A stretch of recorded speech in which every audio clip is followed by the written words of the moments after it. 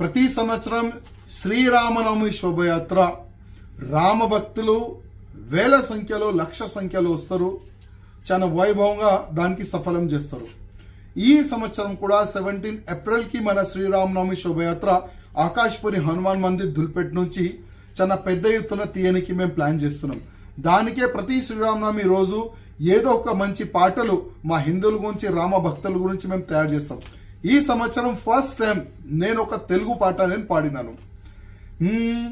హిందూగా పుట్టాలి, హిందూగా బ్రతకాలి, హిందూగా చావాలిరా, కాషాయం ఎత్తాలి, ముందడుగు వెయ్యాలి, పులిలా గర్జించాలిరా. ఇట్లాంటి ఒక మంచి పాట మేము తీసినాం. 17 ఏప్రిల్కే ఈ మా కొత్త పాట మేము రిలీజ్ చేస్తున్నాం. భారత్ మాతాకి జై, జై శ్రీరామ్. ప్రతి సంవత్సరం శ్రీరామనవమి శోభయాత్ర రామ భక్తులు వేల సంఖ్యలో లక్ష సంఖ్యలో వస్తారు. చాలా వైభవంగా దానికి సఫలం చేస్తారు.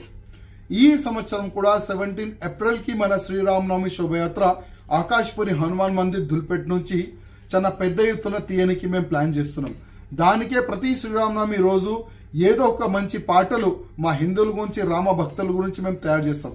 ఈ సంవత్సరం ఫస్ట్ టైం నేను ఒక తెలుగు పాట నేను పాడినాను.